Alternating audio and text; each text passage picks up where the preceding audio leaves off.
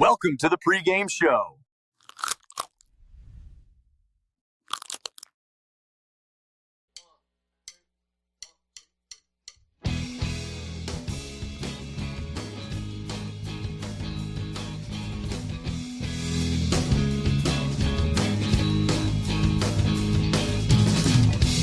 All of these mysteries filling our hands, begging to be solved, remembering the lives we lived before,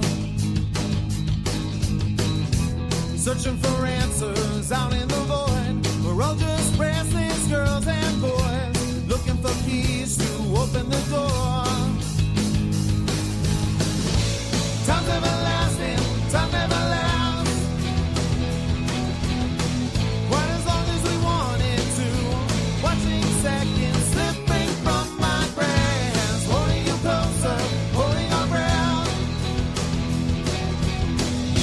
observing the march of time as the present quickly fades into our past.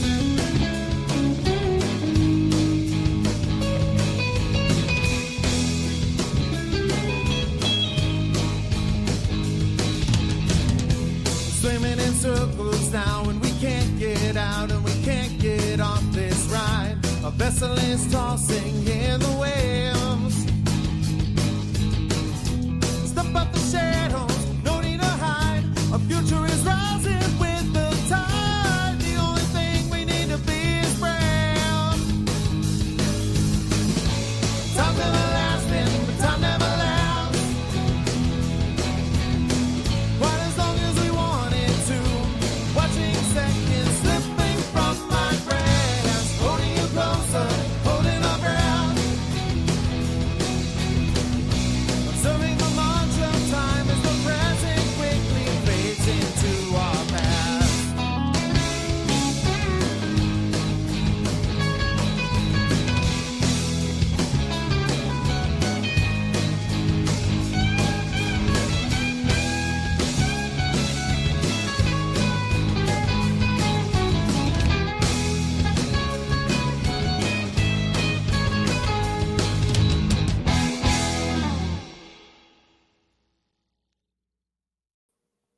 Well, welcome into the Vikings pregame show here on the Scene Project Sports Network. I am your host, Bubba Startz, and with me today, my good friend and my brother, Coach Cody. Welcome to the show, Coach.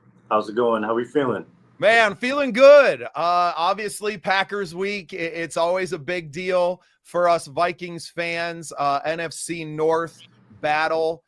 It's going to be an awesome game. We got some friends that are there. We've been sending our link out, so we might get some tap in live from the tailgate situation. We have your keys to the game coming up here on the show. But I thought it'd be fun to pick up. We're obviously, over halfway through the season now, and just kind of wanted to get your thoughts on the season so far. Obviously, not going the way that us Vikings fans have wanted to so far, but just kind of getting your thoughts on the season up to this point. Well, I mean, yeah, obviously, things aren't going as planned, especially when I'm getting notifications on my phone about Vikings draft position already. That's when you know things are bad. This is a must-win game, honestly. If we want to even stay in the conversation for playoffs, we got to have this one. No, and I think some fans have kind of already moved on, right? That's why you're seeing the draft talk, and I'm not there yet. I think there's a lot to still play for, even if the playoffs are a slim chance. I think you just have to start taking it a single game at a time. And even as fans to say, hey, we have an opportunity out here to go out to perform against the Green Bay Packers in Lambeau Field. It's a good measuring stick for where this team is at now, but also where we may be headed with a young quarterback heading into next season. And I think that is kind of becoming the most important part of finishing out the remainder of the games here. Yeah, no, I agree. We got to get JJ experience. He's played just a handful of games, couldn't practice at all last year because of the injury. And I feel like we don't have that sample size yet. We need to get it, and I'm hopeful that he'll turn things around. Like you said, we got to take it one game at a time, one play at a time. You know, it's football. Any given Sunday, crazy things can happen. Like that Colts Vikings game a couple years ago, coming back from 30+ points. I was there for that game, Coach. That was a wild experience. Yeah, exactly. So, just anything can happen. We can catch fire in this last couple weeks. Have a couple teams help us out with some upset victories that help us out in the standings and seating wise, but that's way far down the road right now. We got Lambeau right now. And that's it. And I think that's what fans and a lot of fans do. There's some, a lot of groans from the fan base right now, but the expectation was set so high for this team coming out of last season that I feel like we really overachieved, right? 14 wins in a season, Sam Darnold at quarterback. It really raised the expectations on this team. And I think it was a little bit unfair coming in with a rookie quarterback and having a lot of new faces on the defense. Obviously, a couple of big names up front with Javon Hargrave and Jonathan Allen coming over to the team.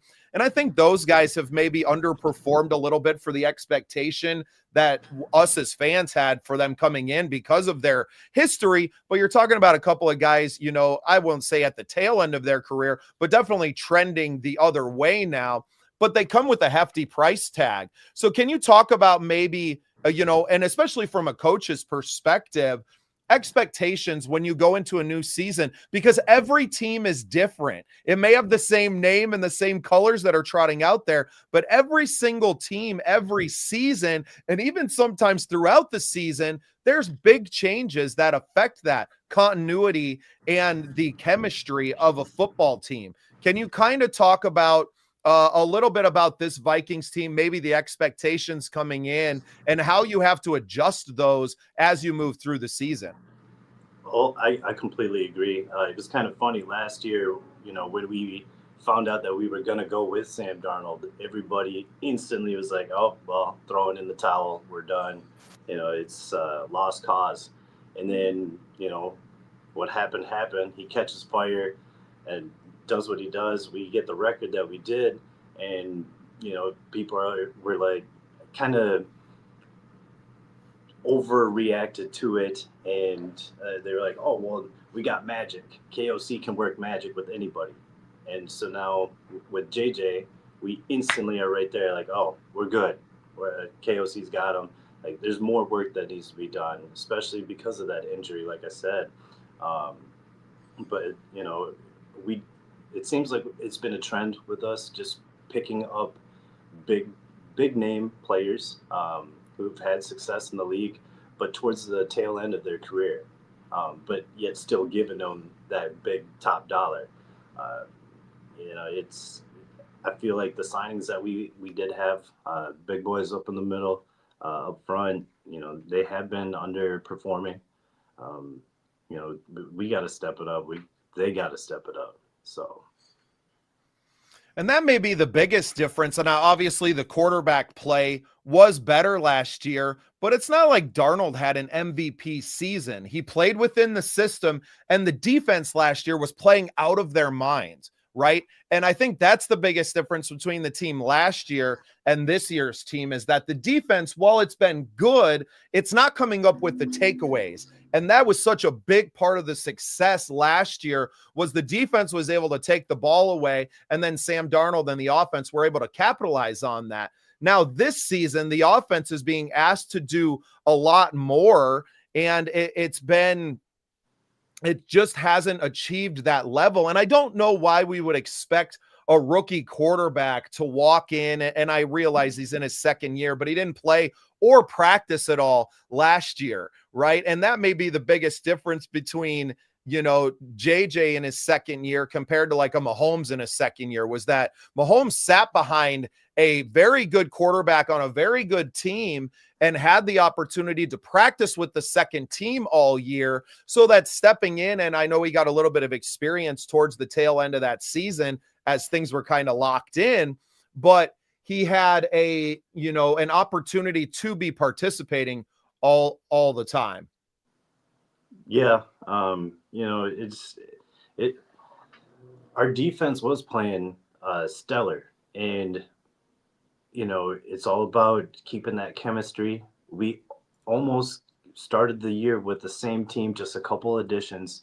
I feel like the biggest mistake we made was giving up Cam Bynum. He was coming up with most of those turnovers last year. Coming in with that positive energy, that hypeness that you need, that other people feed off of. And it's something as little as that once it leaves the locker room, it can drastically change the whole dynamic of the team. And so that I wish we would have kept him. He's still doing amazing over in Indianapolis, having a good year. So, I mean, it's just, we got to figure out something. Our defense hasn't been as stellar this year as last. Maybe, other teams are starting to catch on to Flores, but we got to just dig down deep, figure out what's wrong, and fix it. We're going up against a good Packers team. Micah Parsons, he's a beast. He's dangerous. He will be going up against Darisaw, so that'll be a good matchup. But if our line doesn't hold up, he could ruin the game for us just himself. Well, and on that note, viewer here, Jordan Grant says, do you think the potential that our starting O-line will be starting today, meaning what we had projected as the season starters, will change how JJ is able to play? And I think it's going to have an effect. I think that's been a massive understatement of the season, was that your offensive line has been in shambles since week one. I don't think Darisaw was really ready to come back, but because the expectation had been raised, that he felt maybe a little bit of pressure to come in and to, maybe push himself a little bit, right? I know they had forecasted last year after his surgery a year to get back, and he's coming in at, the 10-month mark. And obviously he's been kind of pulling himself out of games, and there's been, a lot of starts and stops and not a lot of cohesiveness in that front, in that front five. And I think that led to a lot of our early struggles in the beginning of the season. Then obviously JJ getting hurt with that ankle injury and being out for 4 or 5 weeks. You have the London and the Ireland games thrown in there. The beginning of the season was just a gauntlet for this team. It made it really hard to hit the ground running, where I feel like last year we obviously did that, got on a roll early, and we're really chugging along. And then I don't want to say that you can coast through the end of the season, but it sets you up for a lot more late success when you have that early success. Great question, Jordan. Thanks for chiming in. Yeah, absolutely. It does make a whole world of difference. You got that offensive line that's starting core. They all, got that chemistry together. They know what's up. You start to take piece by piece out of that, and, that puts a lot of pressure on JJ. He doesn't get as much time to throw. He is holding on to the ball a little longer than I would like, but, I feel like he doesn't want to make mistakes. And so he's reading the field, but just taking too long. You got to, see what you see and go with your gut and rip it. I find myself watching the games just going, rip it.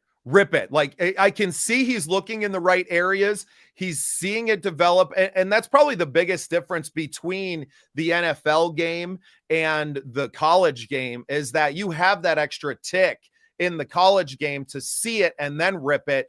the NFL, because the players are so high level, both in, athletic ability, but in their processing on that other side. And a lot of times you're going up against veterans on the defense that have been doing this in the NFL for a decade. They've seen it all. They've done it all. You have to anticipate where that guy is going to be because the reaction time is so fast. And I feel like at the end of the game last week, when we got in that 2-minute and we're going down for what should have been the game-winning touchdown drive, right? Yeah. That he was just reacting. He was playing football again. And I don't know that it's, necessarily KOC's system that, obviously demands a high level of cerebral activity from your quarterback, which is why veterans, I think, plug and play very easily. But it takes confidence to stand back there and to just rip that ball into tight windows. Yeah, no, absolutely. And it's kind of baffling me as to why he doesn't have that confidence. The receivers that we have, Jefferson, or Jordan Addison, Thielen, Hawkinson, Jones out the backfield. Why wouldn't you throw it? Give him a shot. That's all I ask is just give him a shot. But he is going to be going up against players that have been in the league for a decade, veterans, been around the block. They're going to be baiting them into things, and that's where film comes in. I feel like he has to kind of get pissed. Once person gets pissed off to that point, they're just like, I'm done. And then they finally give it that extra 10% or whatever. And I feel like when he does that, the fourth quarter comebacks happen, or the flashes of great throws. He does throw fastballs all the time. He doesn't have to. He's got to learn to put some touch on them. If our wide receivers are dropping balls like Thielen and Addison and Jefferson, who are shorthanded wide receivers, it's not them, because they've been doing it for years. So it just tells you one thing: it's the heat coming off that ball. But I mean. And do you think that's just the adrenaline is just being in that? I mean, the last week was only his 5th start, right? So I feel like, obviously he's a quarterback in the NFL. I also feel like we could give the kid a little bit of grace. He's 22 years old, just had a baby back in September, right? Like, he's got a lot on his plate, and that's not an excuse, but there is room because you see the flashes. And I come from a family of Bears fans, and I still tune in and watch the games. I don't dedicate myself to it as much as I used to, as I've kind of come over to the dark side, right? Or to the Rebel Alliance over here for some Star Wars references.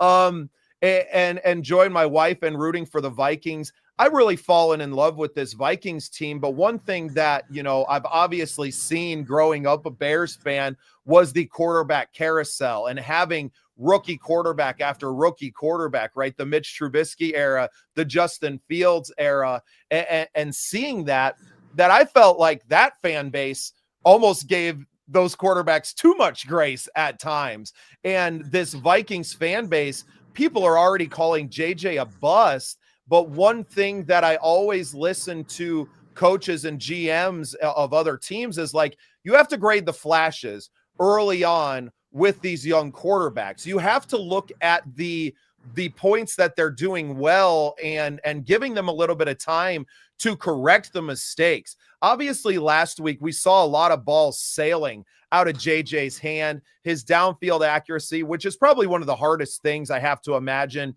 in the NFL for a quarterback to do. You're launching these balls 40 yards in the air to guys coming, especially from, the college game to the NFL. The guys are so much faster on both sides of the ball. Maybe you're not expecting someone to be able to get under a ball that's launched 45 yards down the field, but they, definitely can, right? Especially when you got speed like Justin Jefferson and Jordan Addison out there.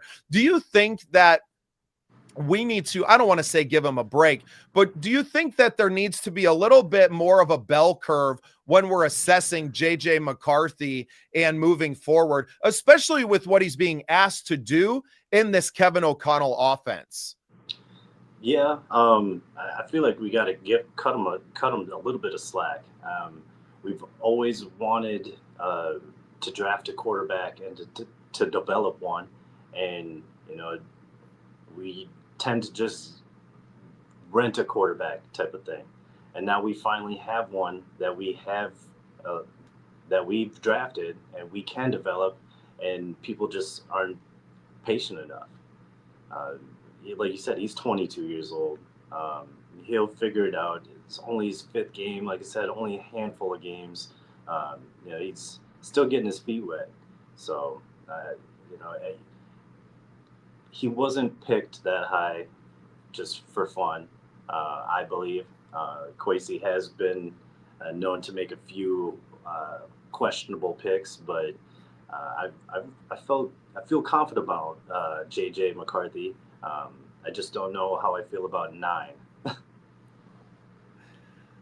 And, my thing was, especially coming with Darnold last year, obviously you have the 14 wins and a lot of fans clamoring, why didn't we give this guy a contract, and the same thing with Kirk Cousins. Why didn't we just keep Cousins?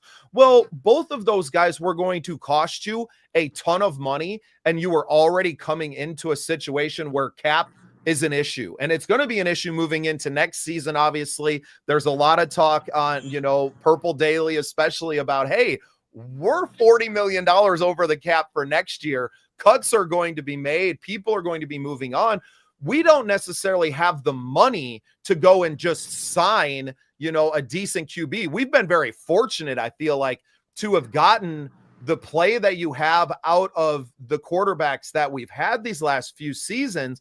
But ultimately, you need a guy that can perform at the highest level in the biggest moments.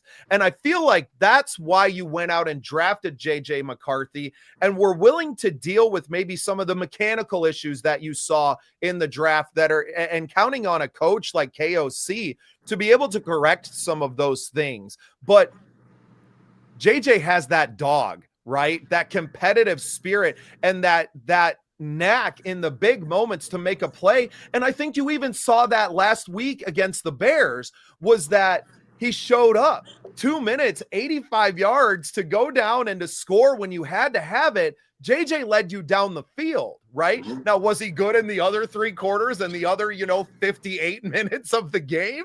No, he wasn't great. I think his hand and that hand injury affected him a little bit early. I don't think anybody's really talked about that, but I've had my hand smashed between face masks or just any kind of injury like that.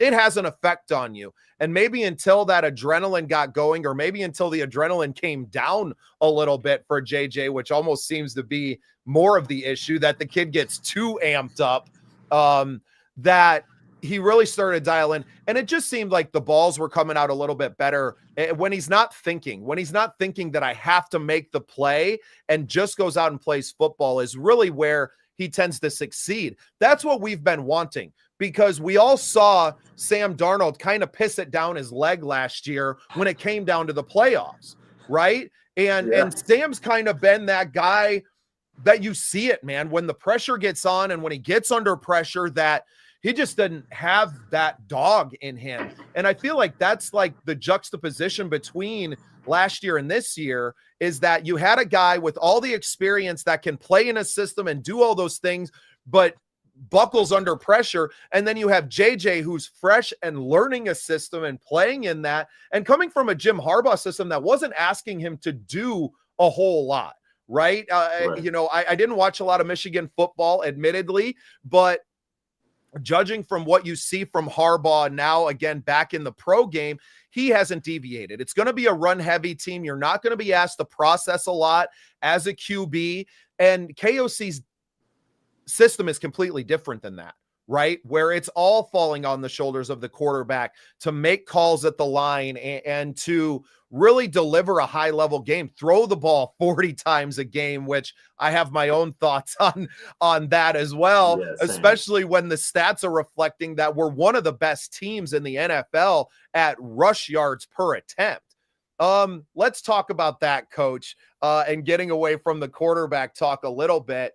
Do you think we're going to see a change in KOC's offensive game plan and maybe realizing that, man, this run game is really working? Now, we saw more attempts last week, but I think you could be running the ball even more. Do you think we'll get close to 30 attempts rushing this week? I hope. I honestly hope so. I hope Aaron Jones gets 20-25 just himself. I feel like he's going to have a breakout game, one of the best games that he's going to have this season, just because it's against the Packers. He's going to want to show them up, let them know they made a mistake. But we got to run the ball. We can't have JJ throwing 40 times. Yes, we have the receiving core that we do, but he's still a rookie. He's still got so much to learn. He's got that dog, and he'll he won't give up. And he won't be like Sam Darnold, wet in his pants. But he still got a lot to learn he came back and drove down the field. Yeah, that was fine. But now he's got to learn, hey, I got to take a little bit of time off this clock. You know what I'm saying? They left way too much time. As soon as that kickoff happened, I'm like, I had a bad feeling about it. Oh, it made me sick. Oh, man. So it made me sick watching that. And you can see on the tape where you had guys that were trying to be a hero on that kick return. And instead of just staying in their lanes, they were flooding over to that side of the ball. I think there was 2 or 3 guys that kind of left their gap protection. And then you have a 50-some yard return. I mean, they landed in field goal range already. The game was pretty much over after that. Now, and special teams has been an issue for this Vikings team all season long. So you really hope that they clean that up. And it's not a backbreaking play like that. I think KOC was on the sidelines and he had the, are you kidding me? That they caught on tape. Jordan's got another great question here. He says he's got money on the line, Coach. Does Jones get a touchdown today? Money is on the line. I think he gets at least 2. At least 2. He gets 2. Yeah, I think we're going to switch it up. Do you think playing outdoors in Lambeau, obviously it's going to be a little chilly today. I don't know what the weather's like right now out there, but it's going to be cold, right? It was chilly here in South Dakota waking up this morning and getting my morning walk in. So we know it's going to be a little chilly. The ball flies a little bit differently in the cold. It's not, 70 and beautiful like US Bank is every single week. Right. Do you think this gives the impetus to KOC to just say, hey, we're going to trust these 2 horses we got in the backfield and really let them do the dirty work today? I mean, I don't know why you wouldn't at least try. Aaron Jones played how many years in Green Bay? He's used to that field. He called it home for a while. Jordan Mason, I'm still iffy about him, though. If he can hold on to the ball, we're good, But if, just the work up front with the offensive line, they got to win the battle up front. They got to make sure that Parsons doesn't, wreak havoc. If that happens, I mean, we'll be fine. Even if we do throw a little bit more than I would like, I am not worried about the Packers defensive backs one bit. So we'll see what happens, though. JJ McCarthy, he's got to get that ball to him. Too many batted balls down at the line, overthrowing, underthrowing. Just grip it and rip it. That's all you got to do. Just play ball. That's all I ask.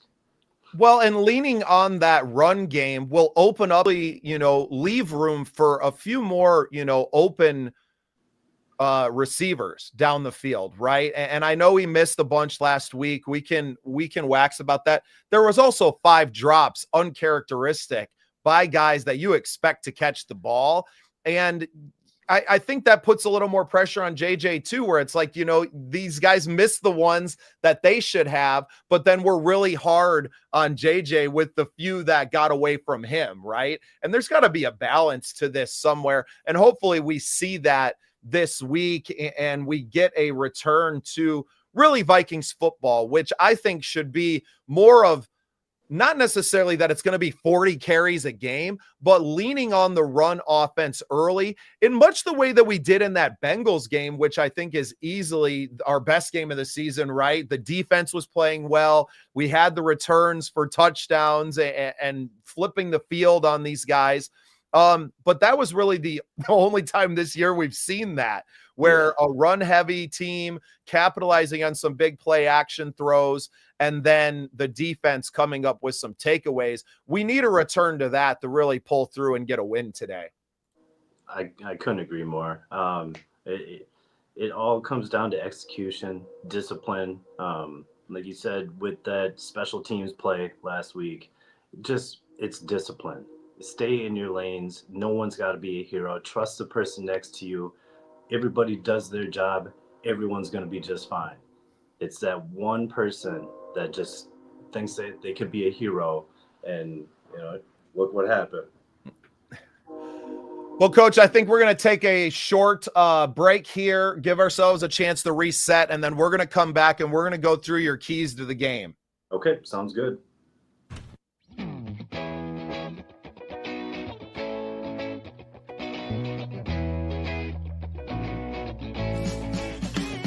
Thanks for tuning in to the Scene Projects Podcast Network. We appreciate you listening. You can find more at thesceneprojects.com. Join our community. Got an ocean full of love that's made for two. We can sail upon the ocean breeze and sunshine feels like you loving me. We got a good thing going on, that's true. I'm feeling fine, fine, fine. Boy, you love on me like wine. Fill me up, let me take a sip from your loving cup. Feeling fine, fine, fine, fine, fine. Boy, you love on me like wine.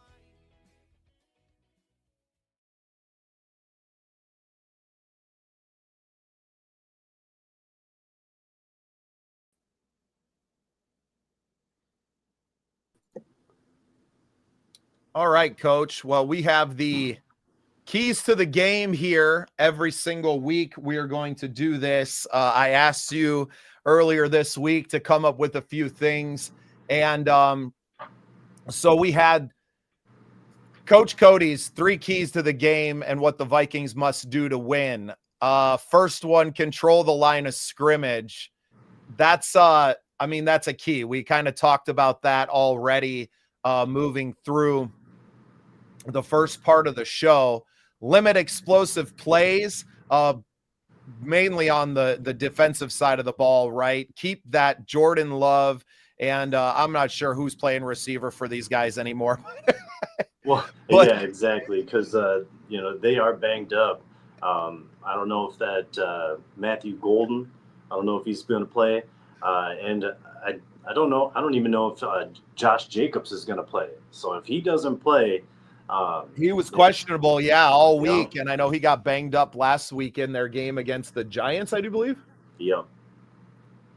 And then winning situational football, which I think has been key. Obviously, the Vikings have severely underperformed on third down. Mackey and Judd on Purple Daily went through some crazy stats about us throwing on 3rd and short and 4th and short, and JJ McCarthy's completion percentage on those, and it hasn't been good. So let's dive in a little bit deeper. We're going to go key by key here, and I'll kind of let you just walk us through and give us some of the headlines here. Well, yeah, winning up front matters. You have to win in the trenches. Like I said, Micah Parsons can destroy a game for the opposite team, with a matter of plays. So it's crucial that we win that battle up front. It's a cold weather, so physicality decides everything. Um, you know, if they don't have Josh Jacobs, I feel that they're going to lean more on the pass. If so, our DB's got to come to play. But yeah, if our line, offense and defensive line, come to play, put pressure on Jordan Love, and make it a little bit easier for those DBs, you know, we might be able to make some noise. Hopefully, get a couple picks. It's been a minute, so I'd like to see that. We got to protect JJ. We got to give him time. That's a non-negotiable. And yeah, we just got to stay physical. Punch him in the mouth every play. Yeah, and maybe if Jacobs isn't starting at running back today, you have a second string running back. Maybe we can force a fumble in this cold weather and recover some. I really think this is a time, because Hargrave and Allen both have time left on their contracts, but both could be possible cap casualties when it comes to next season. So I feel like for both of these guys, even though they're veterans, for their future with the Vikings, they have to show up and perform these last few games of the season and to really show the Minnesota front office why they should be a part of this team going forward. Now, I expect both of them to be here next season, but I'd also like to see them step up and eliminate that conversation completely. And, it looks like Grenard's not going to be in the game today. I don't know if they've made it official yet, but Dallas Turner has to show up in this game and to be a difference maker. Yeah, Dallas Turner, I don't want to say that we gave up too much for him yet and call him a bust, but he's got to show up to play. Everybody's got to show up. This is a must win for us. This is a prove it, a show me what you got type of game, especially for those players on the last year of their contract. I feel like, if we lose this one and completely get taken out of the playoff conversation, there's going to be some talks being had within a week or two. Just because you're not playing for the playoffs, you got to start thinking about next year in the future if you're the front office, and just try to figure out like your 3 or 5 year plan, whatever it is. But yeah, things we got to show up today. There's no ifs, ands, or buts about it. People got to play. They got to be disciplined. They got to, come with that energy. Lambeau's going to be fired up. It's a rivalry game. Let's take that energy right out of the stadium. Well, and one thing I think we've glossed over a little bit is this is a must-win for Green Bay as well. They've been underperforming to their expectations this season. They need this game just as badly to stay alive with their playoff hopes. Obviously they have a little bit more percentage than the Vikings do right now to make it and to slide into one of those wild card places. But if they lose today, their season's kind of going down the toilet too. So they need this game. Lambeau's going to be fired up. Mm-hmm. Do you feel like on the Dallas Turner conversation, because I feel like he's been improving these last few weeks. Now, obviously playing behind premier edge rushers in Grenard and playing behind, the Andrew Van Ginkel. Van Ginkel, obviously some injured, some time away this year now, but it seems like he's more comfortable on the Grenard side of the field. Do you feel that being behind such a premier edge rusher, do you feel like that's hindered his development a little bit and not getting the game reps that, a talent of his level? Yes, we're all disappointed in it, but do you feel like maybe he would be further along if he was thrust into that starting position a little bit sooner and had the demands placed on him sooner? Yes and no. You throw him out to the wolves, he might, he's going to sink or swim. You never know. But I do think to a certain point, it has hindered him.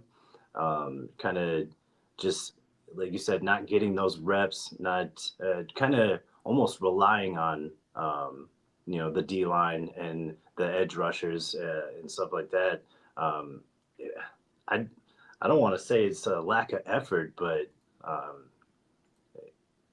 something just isn't there. But I feel like we're this close to figuring it out and untapping that potential that he's got, and has shown a little bit. I wish nothing but the best for him, but we'll see. It all comes down to the player. Well, and it's just, and you said it, sink or swim, right? And some players sink like a rock, but I feel like these last few weeks, Dallas has shown a couple of flashes, and obviously you demand more because of the draft capital that was given up and the position at which he was picked, that the expectations are always raised, but also you haven't been demanding a lot from him on that defensive side. And you're playing a system with Brian Flores that's different than any system in the league. Oh yeah. I just, what we gave up for him, and where we picked him, that's always going to be coming with, expectations. He's got to be starting. He's got to be Pro Bowl, candidate for Defensive Rookie of the Year, something like that. But, some people, it just takes a while for them to get going. It might be, the defensive scheme. Some players just don't fit that scheme,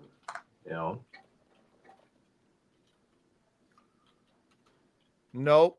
It's been, it's been such a weird season. And I feel like as fans, it's very hard to adjust the expectation, midway through the season when we had playoff aspirations and if not Super Bowl aspirations early on. But so much happened early in this season. Injuries. We mentioned Van Ginkel, obviously the Darisaw issues, Ryan Kelly, who I should be getting on the field today and getting that, offensive line continuity. I think that was a much bigger deal than anybody ever gave it credit for. And now Blake Brandel has been doing very well these last few weeks. And now you're kind of moving him back to that second string level this week.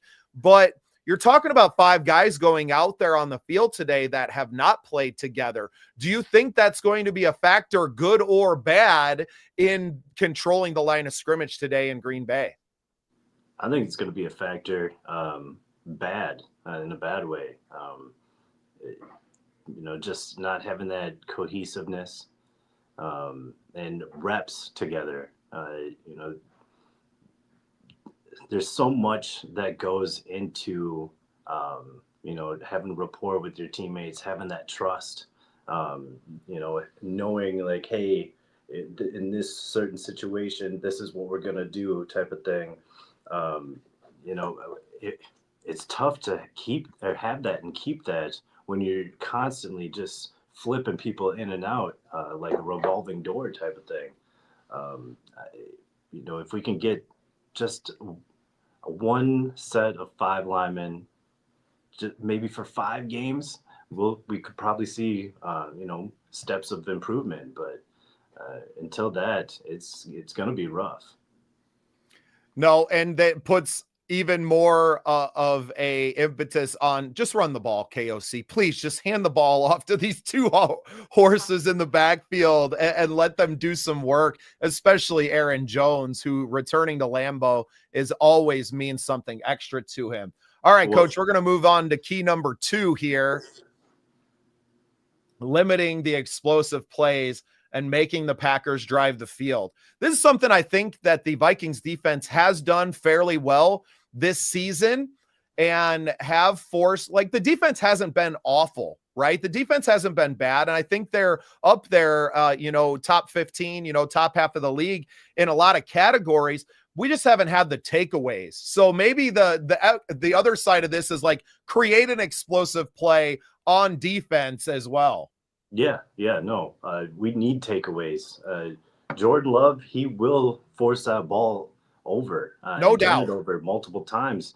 So that's why that D line, our whole defense, the linebackers, we got to bring it. If Smith comes in on a safety blitz, he's got to hit home on it. We got to get Love on the ground, at least some pressures, make him hurry, make him uncomfortable. When he's uncomfortable, he's going to make a mistake.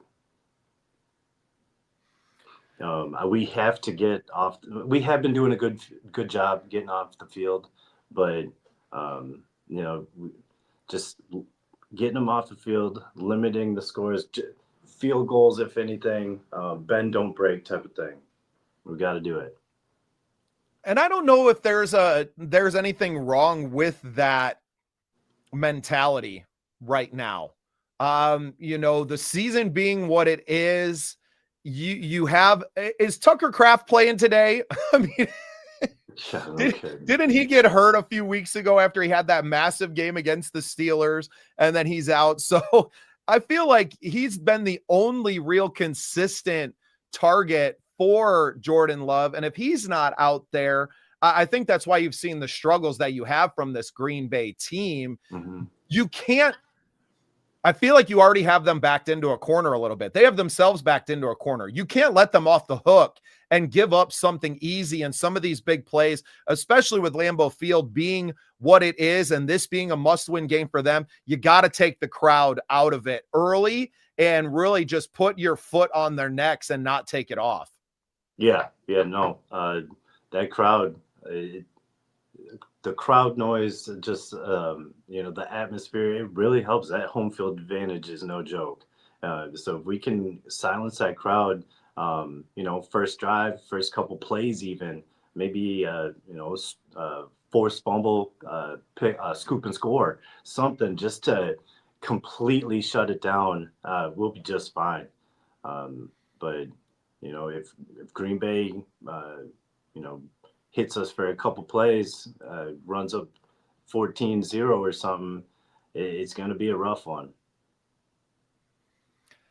Yeah, that's exactly what we don't want to do. I wonder, so last week I know KOC took the ball to start the first half after winning the coin toss, which isn't done a lot, I feel like, in the league these days. Most teams are deferring and going on defense, taking that second half kickoff. I felt like he wanted to prove a point this week. And I think if you get the ball first, you have to find a way to score and you have to find a way to sustain a drive. It's not necessarily about going out and throwing the Hail Mary right away and having, 7 points on the board quickly. I think it's about establishing yourself and kind of setting the tone for the game. Yeah, no. Long drives, 10 plus play drives, that's going to wear the defense down. I want that. I want us to have long sustaining drives, but they have to amount to something. We got to get something. We can't keep settling for these field goals. We got to put the ball in the end zone. How many touchdowns does JJ have? 1, 2, maybe 3? Not enough. Yeah, not enough at all. It's more than that, but yeah, it's not enough at all. Yeah, especially that caliber of a player, you got to feed him. But I want at least a couple shots down the field, just to open it up. Just so it's not a swing pass to Aaron Jones for 2 yards that he could probably maybe bust out for 7 or 9 every once in a while, or just a short throws. Mix it up a little bit. Keep them guessing. The play action. If the running game is working and we're getting those yards per carry, that play action is going to work wonders, and we're just going to be able to open up the whole playbook from there. There's so much we need to see from this game. I know.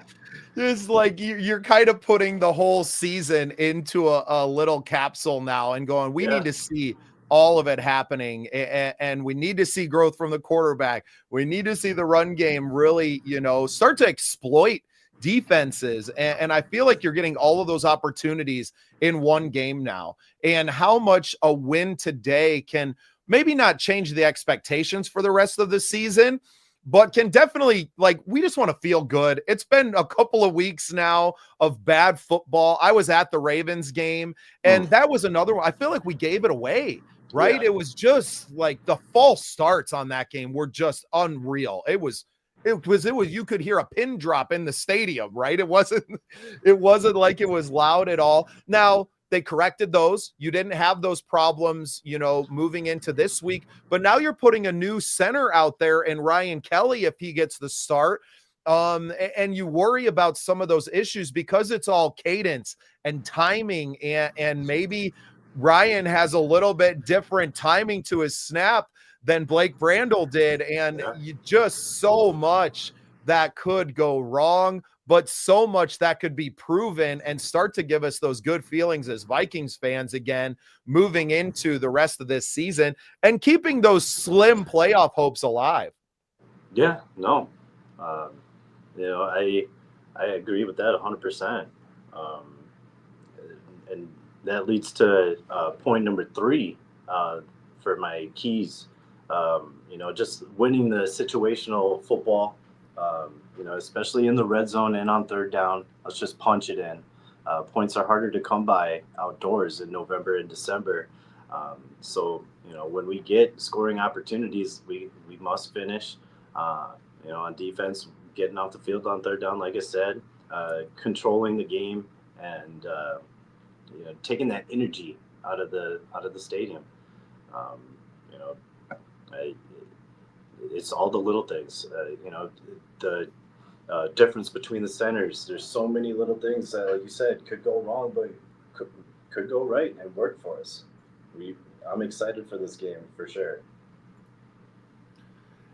It's nice to be excited about one. Obviously, we had a big NFC North showdown last week against the Chicago Bears, and again this week. Now going to Lambeau, leaving Lambeau quiet to me is such a key, because that stadium can get so full of energy, right? I mean, I don't know. What's the capacity at Lambeau?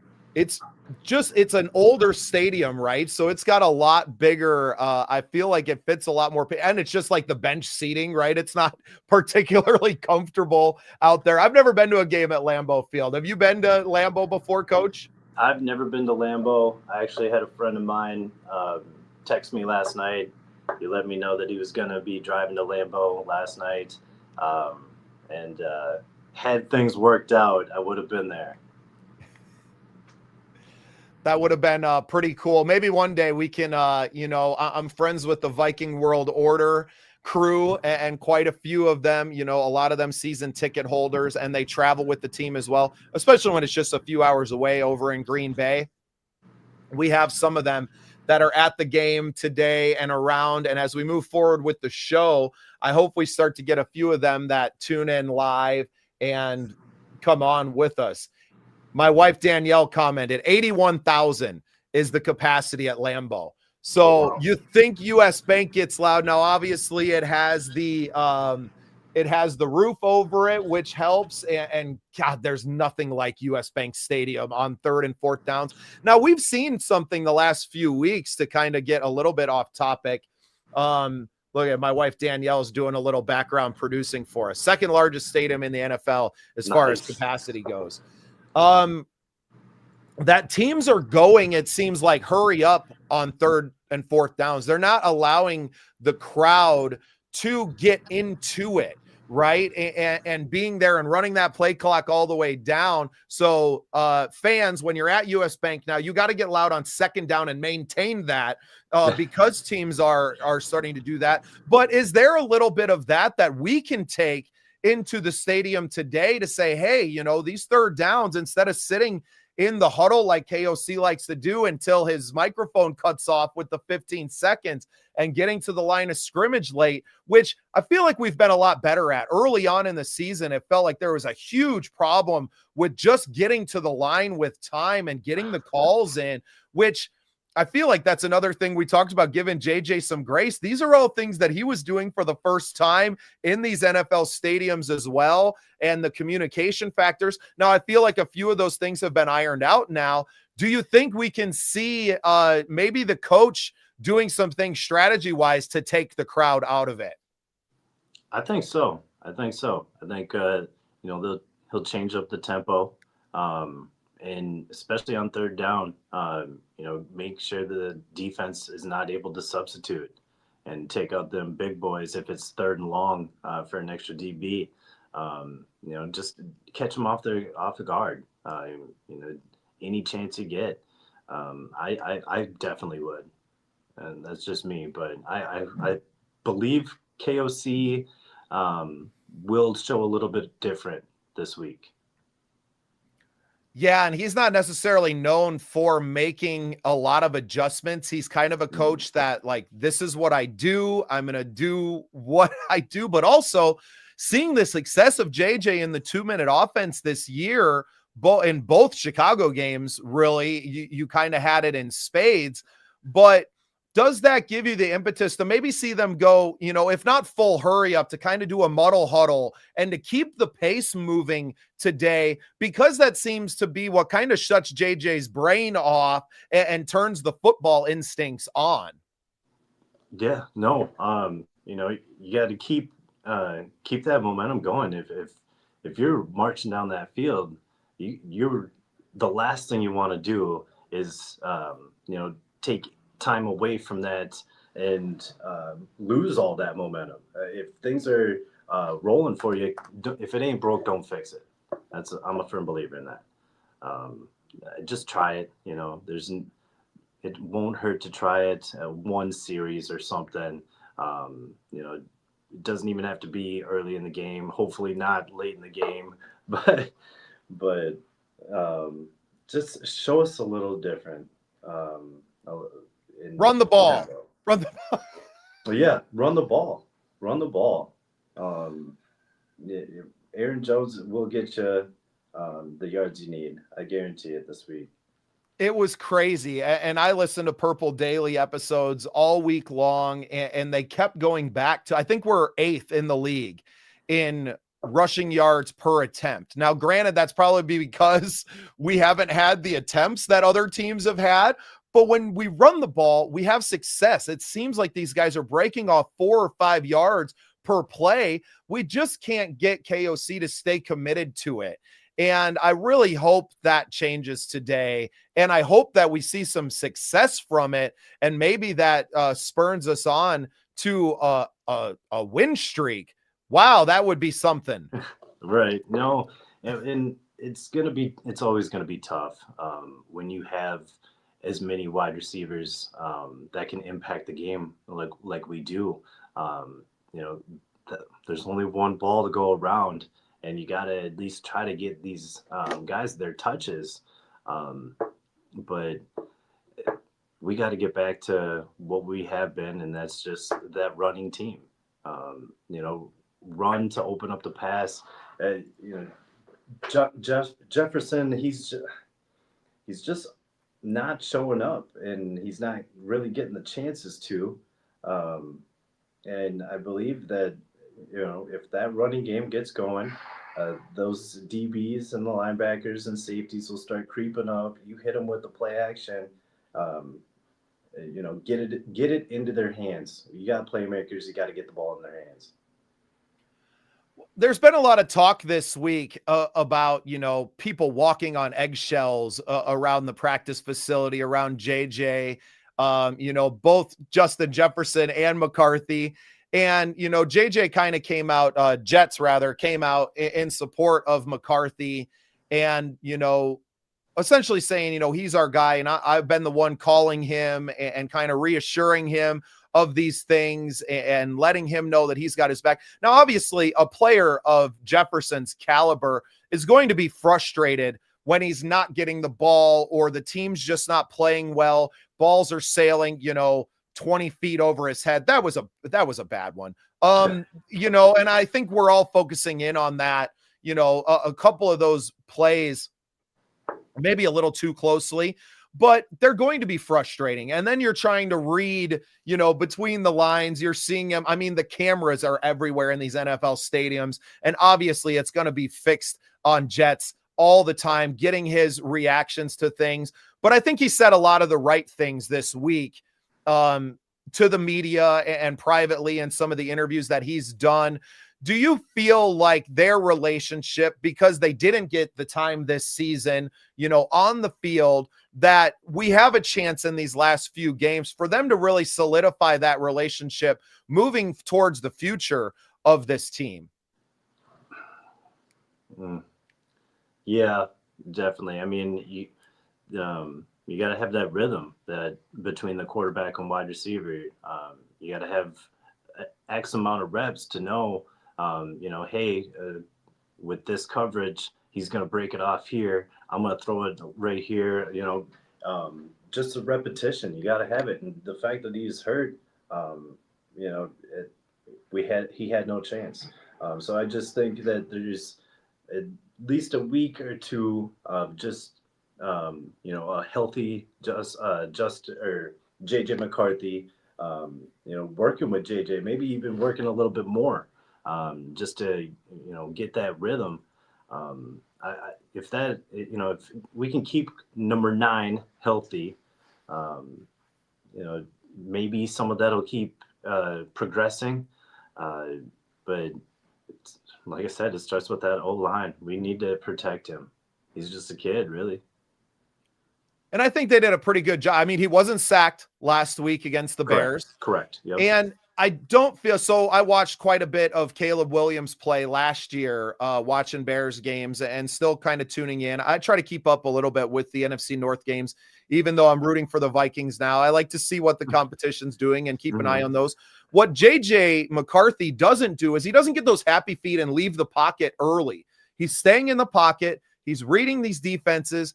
He's just missing a few throws, right? And he's being asked to do a lot. I hope this week is we see it all come together. We see the running game married with the pass game, and JJ may be taking a touch off of these throws and connecting with these receivers and really bringing this, this offensive game plan together for really the first time all season, and to watch it firing on all cylinders. So one other thing that I asked you to do for me this week was to focus, and to bring our attention to one player that really needs to show up. And speaking of wide receivers, and we haven't really brought him up on the show much today, but your player to watch today was Jordan Addison. Tell us what Addison needs to do today to be a factor in this game. Well, I mean, Justin Jefferson just being on the field is gonna get a lot of attention and command a lot of attention. Double teams, triple teams, brackets, whatever you want. Whatever you can think of, they'll show it to him. When that does happen, there's gonna be wide receivers open. Addison has to create separation. He has to come down with these catches. He had a couple drops. But he also will make some spectacular catches. And so, his in a cold weather game where separation is everything, his route running and the ability to create space can be the spark the offense needs. One play can flip the momentum and change the whole trajectory of the game. And I believe that Addison will be that player. I think that, the Vikings are going to score at least 2-3 touchdowns. Like I said, a couple running from Aaron Jones. And then I think that this guy, Jordan Addison, is going to be on the reception and receiving end of a touchdown. So you think we're going to get some points on the board this game? I do. It's a rivalry game. It just adds that extra, motivation, gets everybody hyped. I think they're going to come out and play and just want to prove everybody wrong, prove that, we just ran into a couple weeks and had slump weeks, prove to people that those teams didn't beat us, that we lost the game, This is a prove it game. I can't say it enough. We gotta have an urgency with trying to win these games and put teams away and keep the lead. Yeah, playing with urgency, I think, is a big one too. Coming out right away, getting on top of this, and really putting Green Bay on their heels, I think, is so important right now. And we just have to play a complete game. Mm-hmm. We just absolutely have to play a complete game today. Everybody has to show up. And, that includes the coach, right? Like, I think there's a lot on KOC in this game to make the adjustments that we've been talking about on the show. Yeah. I mean, you go from Cousins and the year we had with him, and then Sam Darnold, kind of get complacent, and you're like, it's sweet over here, and then you have a new quarterback coming in, a younger one, and there's a growing process. So we get to see how KOC is going to adapt to that and evolve from it. Trying to see if we can't get fans to come on and share their predictions with us as well. But let's get into yours, Coach. I know you sent it to me, but I lost it. So I'm going to ask you to just give us your prediction for the game live today. You've mentioned a lot of points already. Are we going to be able to keep Green Bay off the board? Yeah, my prediction, Vikings win 27-20. I feel like, we'll win the battle up front and make, on the offense and defensive side, we'll make Jordan Love uncomfortable, making him make a couple mistakes. Our offense is going to hit a couple explosive plays. Our defense will come away with at least a takeover. And we'll close it out with a long physical drive in the fourth quarter, just running that clock. We won't make the same mistake we did last week. Yeah, I don't know. Asking this team to put up 3 touchdowns and 2 field goals, 5 scoring drives, we just haven't seen it. And I think our defense can show up today. So I think I'm going to go more along the lines of like 20-18. Hold Green Bay to a big old handful of, a few field goals, maybe a missed 2-point conversion or something. I don't know how they're going to get to that, but I think it's going to be another kind of low scoring-ish game. And, we get a couple of touchdowns. Maybe we get a rushing touchdown and JJ finally comes down with one, and we're able to just slow the game down. I would like to see less possessions, right? Some long sustained drives, and even with the defense, like I don't mind if Green Bay sustains a couple of drives, but you get them down into the red area and you're able to get the stops that you need on third down. Looking for Dallas Turner to have a big day, maybe get a couple of sacks. I think that would be really good for his confidence. And, you mentioned Jordan Love. He'll put the ball up there, right? We need to come down with an interception, at least one today. Mm-hmm. And I think that we can do that. Yeah, no, at least. And we're more than capable. Isaiah Rodgers, he looked like the best thing since, whatever, but we signed him, and then he had that amazing game to start the season, and I can't pick him out of a 2-person lineup standing next to me. He's been pretty quiet since then. Now, is that and you're a defensive coach, and we didn't really mention this off the top, but you're a defensive coach. You've been working in Arena League ball and some lower levels of that, but from a defensive coach's standpoint, now it's not up to just one player, right? You have to have pressure up front to force the quarterback into maybe an uncomfortable throw or forcing into a small window to create the opportunities for the defensive backs. Do you feel that it's been the lack of pressure that's kind of leaving the defensive backs out to dry a little bit and why we haven't been seeing that pressure? Because I don't feel like we've been blitzing this year like we did last year either, and creating that pressure from bringing extra. Yeah, no, it does seem like we haven't been blitzing as much. I don't know. The defensive line, we have to get pressured. Linebackers too. When we do send blitz, we have to get hit home with them. We can't have our defensive backs trying to cover for 5+ seconds. That's just never going to be a good recipe for success. Ultimately, I can want and wish all these things, but just come out with a W at the end. That's all I want. It's just a W. Feeling like Jameis Winston over here. Right. And I think that's, we talked a lot about adjusting expectations in this episode, and just win one. Let's not think about the playoffs. Let's not even think about next week. Let's just go out there.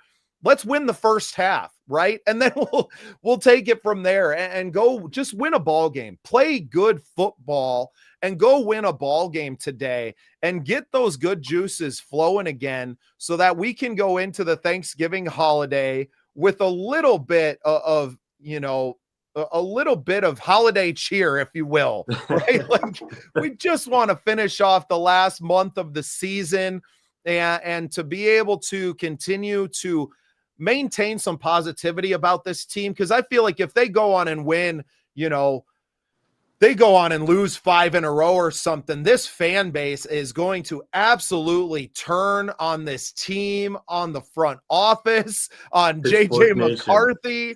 And it could be a really long off season where if we go out and win some of these games, say we go, 5-2, I think there's 7 games left of the season right now, 5-2 to finish, miss the playoffs, but you've seen something. If you won 5 of these remaining games, you've seen a little something from this team and probably from JJ McCarthy to have a little bit of confidence moving into the offseason to say, well, obviously we have some pieces that need to be fixed, but we can have some expectations set for next year of once again making the playoffs and hopefully going on to win a Super Bowl. Yeah, no, because after this year, they're going to start talking about whether or not we're going to pick up that 5th-year option.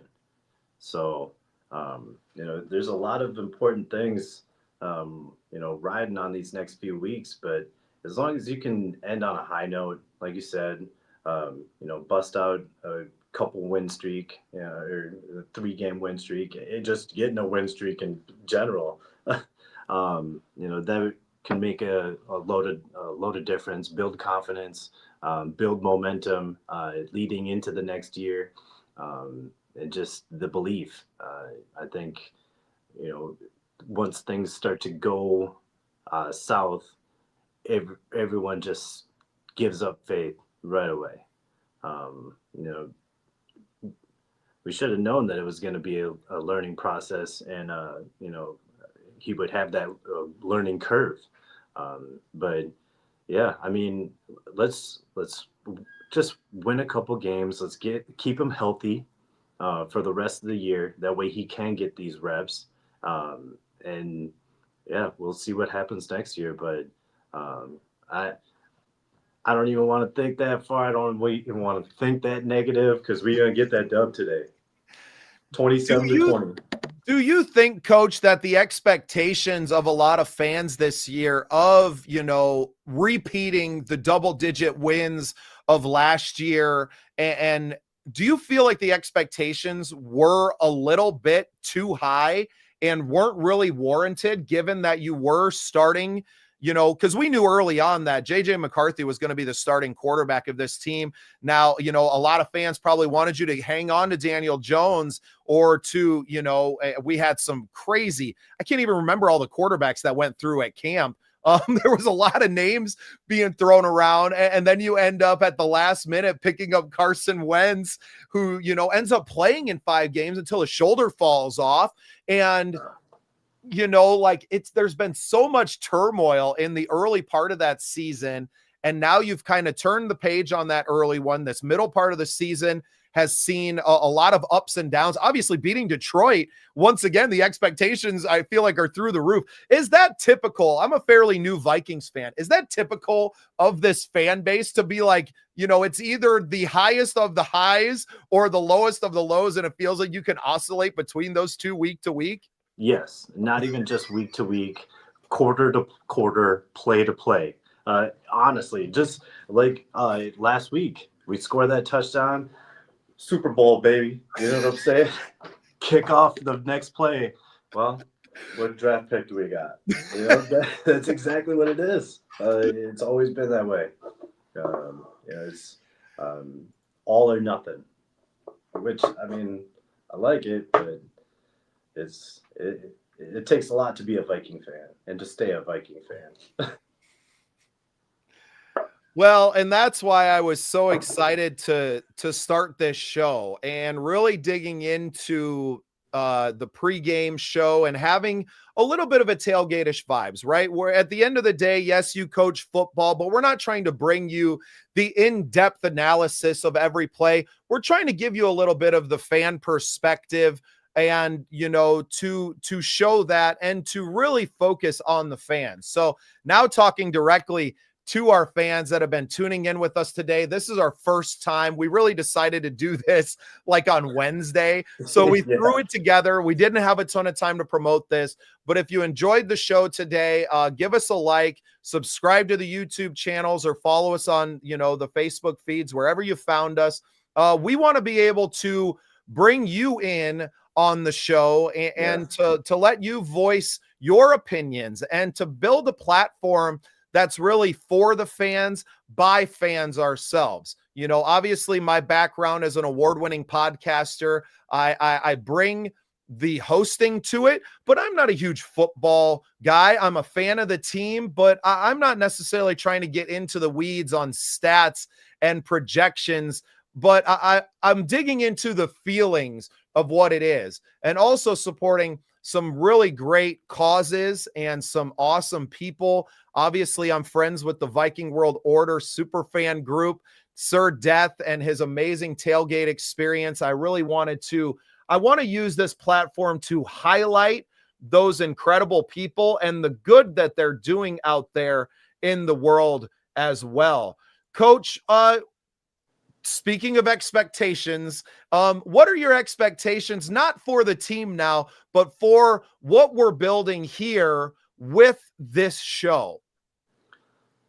Well, I mean, I feel like people need just a show or a place to come and just, they're getting ready for the game or something like that, and just want something in the background, they can hear us. We're not going to be, like you said, deep diving, breaking down every detail, just going deep with the analysis, just because we want this to be, like you said, a tailgate. Everybody welcome, and just talking football, talking life. We'll we might get a little deep with it, but it's just low key, hanging out, just a place for you guys. Every fan. I mean, there's not really a pregame show podcast like this. So, when you brought it up, I was like, yeah, let's do it. Let's tap in. That's a market we need to tap into. So. Well, that's what I love about you, Coach. You're not shy about, seeing something that's needed and just going and doing it. And I think that's what has always attracted me to you with your time with the St. Paul Bears and everything that you built over there. And now moving on to your new position with the Wyoming Cavalry. Can you talk a little bit about your new football team and the opportunities that you're giving to other young men in football now? Yeah. This will be my first year moving up to the AIF. I'm going to be assistant head coach and defensive coordinator for the Wyoming Cavalry. I'm extremely blessed, and I'm just excited and grateful to be able to um, give these players an opportunity to further their career. Whether they want to use this as a stepping stone to move up even further, or if they just want to, they got a couple years left, they want to see what they got and give it one more ride. But it's just uh, giving these players an opportunity, getting them noticed. Um, you know, Nothing makes me more happier than seeing one of my players moving up. I just had my center for the St. Paul Bears, Thaddeus Tolliver, moving up to the AF1, playing in Oregon. So that's huge. He's going to be on TV and everything, and that just is watching the growth too. Um, yeah, there's a lot of memories and stuff that I'm gonna take with me forever, and that's what it's all about. Just giving back and trying to make players, you know, the best that they can be, and reap the rewards for their hard work. You know what? We'll even let opposing fans dip in here too. My friend Garrett Schaefer tuning in, threw up the Go Pack Go. You know I was what? gonna say, I It's don't want to about hear that. I don't it's want to hear about that chant. football. We'll give him a little bit of play. I don't mind bringing him in here. Garrett, if you're watching, brother, I just sent you a link on Messenger. We'll let you come in here and give us your prediction live on the show if you want to. We want it to be that. And I think that's what I took away from the Viking World Order tailgate. We went up for the whiteout game last year, which was obviously against the Bears, and my ties to that fan base still, but seeing how well that they treated all the fans, right? At the end of the day, it's about football. It's about family. Yes, we want our team to win. And of course, we that oh damn you, but it's about enjoying our company with each other and Yeah. having some smack to talk. I think I kind of ruined football for my wife Danielle a little bit when I started to root for the Vikings because she couldn't talk all that smack to me a couple of times a year and to get in my face. But I've really been a fan of this Vikings team. For the last 7-8 years, it's just, those 2 times a year they played the Bears that maybe I rooted for the other team. And now I've completely left that fan base after I watched that team quit.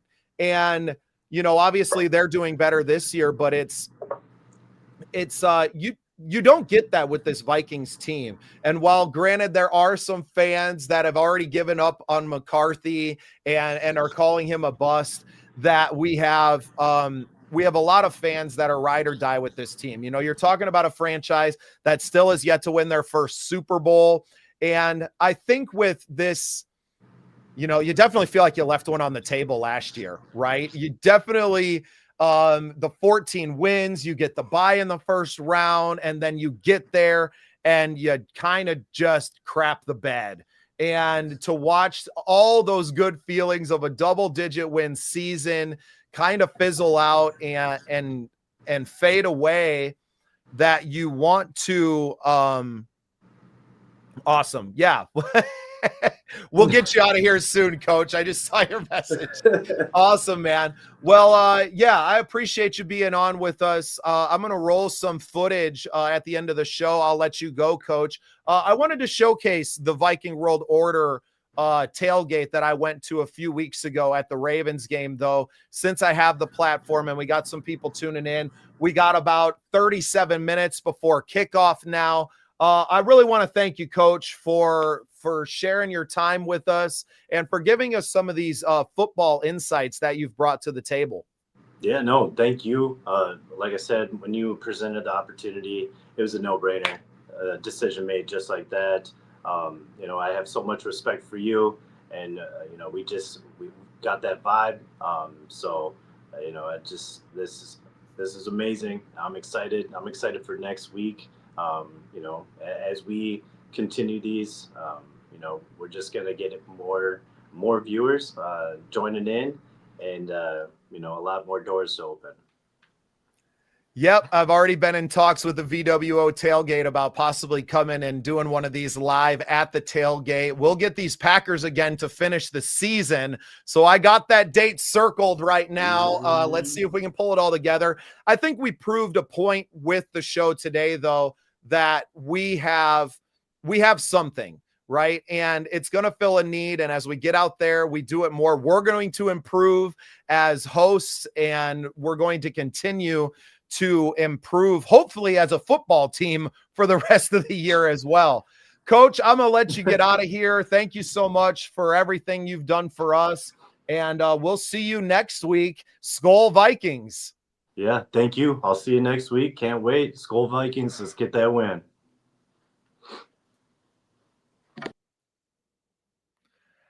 Everybody else, stick around. I'm going to play some footage from the Viking World Order tailgate hosted by Sir Death at the game a few weeks ago. It's about a half-hour long video, so we're going to let that run right up to game time. I hope you guys have had a great time tuning in with us today and being a part of this. This is really built for the fans. We want to give you an opportunity to comment. If you're on the YouTube channel, we can see your comments and we'll feature them on the show. This is brand new. We appreciate what this Vikings fan base has done for us at the Scene Project Sports Network.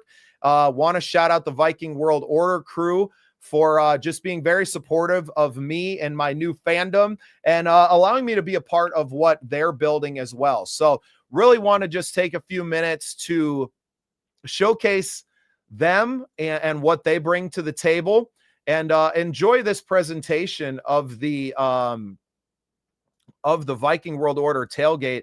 This is from a few weeks ago at the Ravens game. And I just want to thank you all for tuning in with us. I really appreciate you guys. We'll see you next week, 2 hours before game time here on the Scene Project Sports Network. And Skol Vikings.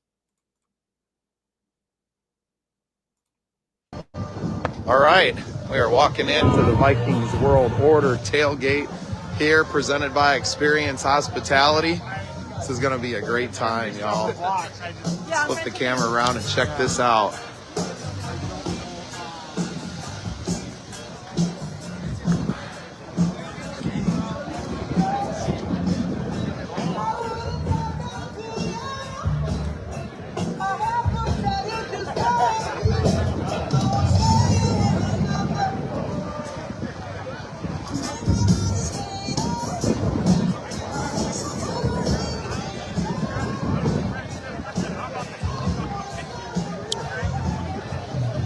Great vibes here, always. We got former players stopping through all the time.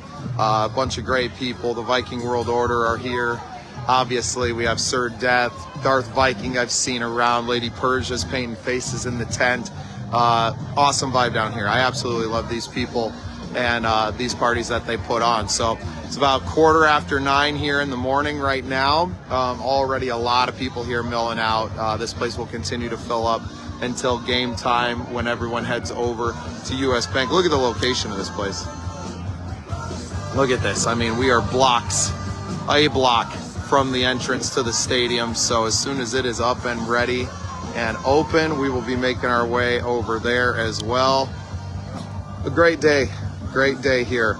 I'm gonna flip the camera back around and take you guys through and show you some of the amazing people that are here.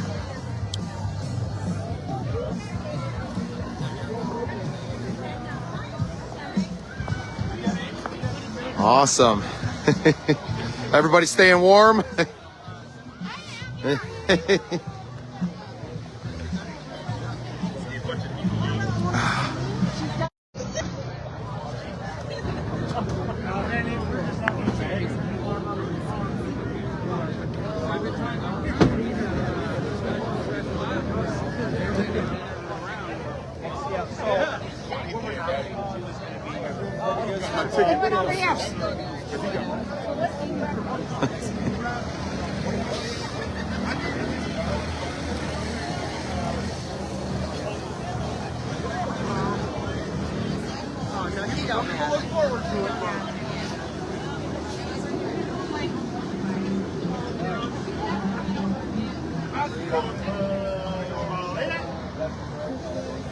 Everybody's dressed up. We got buzz balls.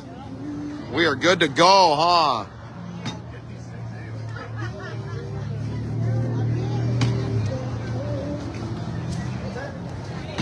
Oh, nice.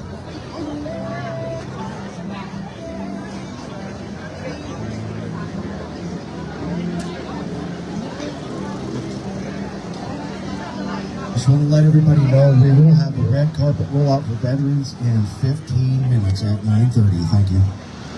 Awesome. You heard it here. Red carpet rollout for our veterans. We appreciate our veterans. This is a military appreciation game with Veterans Day being in just a few days. So really, really stoked to see everybody. I love the way the NFL supports our veterans, and you know it's obviously. I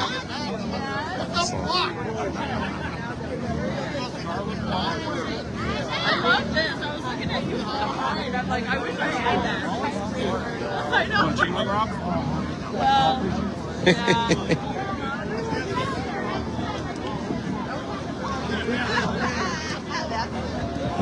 yeah. Some great traditions here.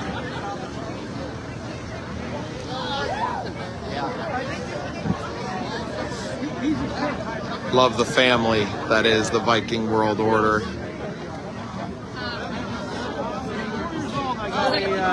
Little Viking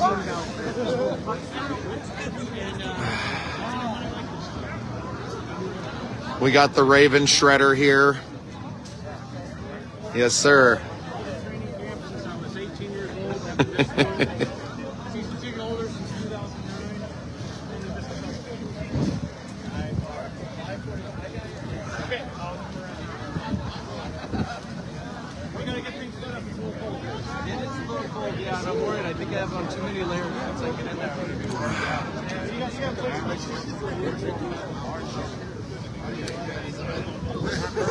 Awesome. You got some great wares here.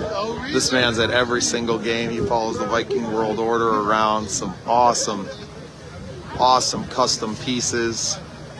All kinds of great stuff. Handmade. Incredible.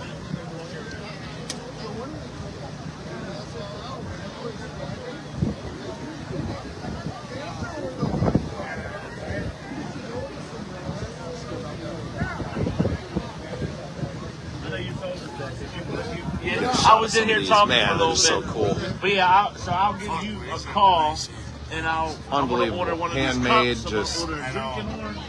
every single one's a custom, one of one, right? Like it's a whole different setup. We were here for the whiteout game last year, and these are all new ones all the time.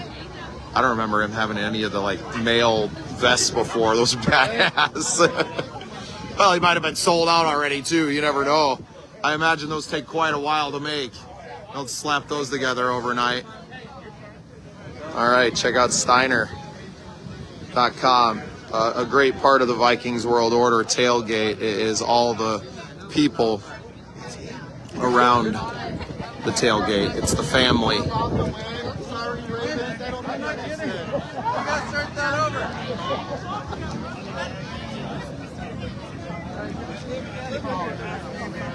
We continue to fill in here, and we're going to do a red carpet rollout in about 15 minutes, so I'll be staying live for all of that. Yeah, great times here. So cool to be a part of this and to have an invitation to come and take part and to capture these moments. I'm truly appreciative to the Viking World Order crew. And yeah, look forward to doing a lot more of this with everybody in the future. So many friends that we made here last year, here again. And it's really it's just a fun time. It's a great time out here. Still don't know if we're going to make it into the game or not. Looking forward to it if we do. But for me, it was really about just capturing this vibe with everyone and showing this to all of our fans and friends and what it is really here. Yes, it's about football, but it's about family. And I think that's what's so important to me to capture, and especially on Military Appreciation Day, to be able to do this is just a really incredible experience for me. We have some of our OCVS coasters with us, so be looking to spread a few of those around with everybody. And yeah, appreciate you guys. Stay tuned. I'm going to stay live here today because I don't know how long Facebook is going to let me continue to do this, but yeah, we're live here checking it out.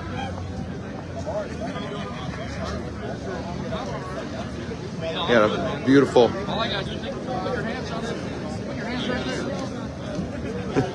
Beautiful setup here. Beautiful setup. All right, I'm going to turn it around. You guys can watch.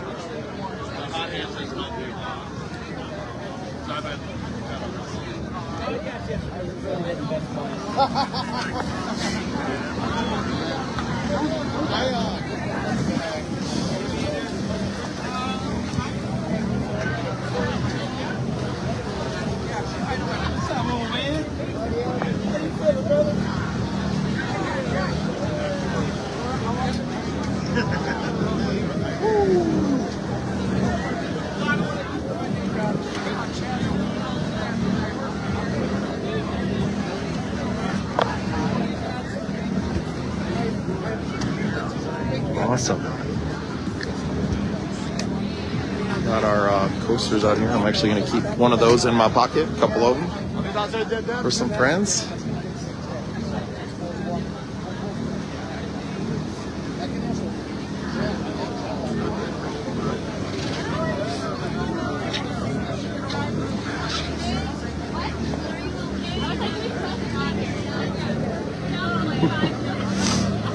Yeah, all kinds of good eats here. Chili, chicken wings. How you guys doing? Fantastic. Ooh, we got some good cornbread there too to go along with it. Fantastic. Nobody parties like the Viking World Order, that's for sure.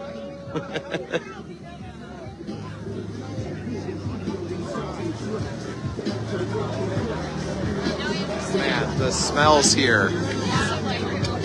Incredible. Oh man, those chicken wings smell delicious.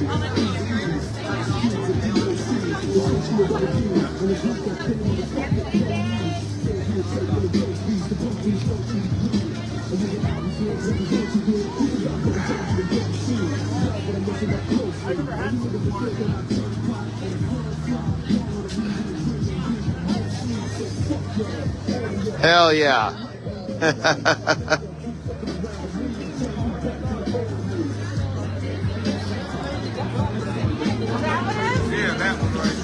You looking for me?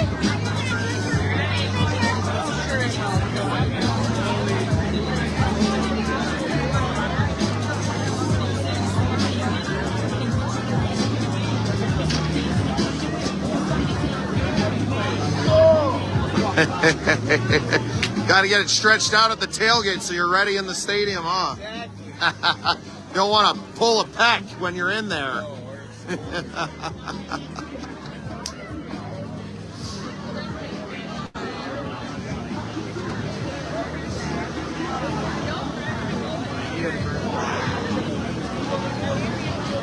Awesome. Well, we got the veteran red carpet.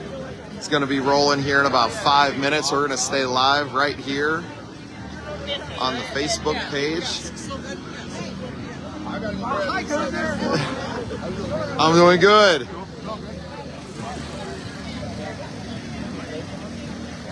Viking weather, huh?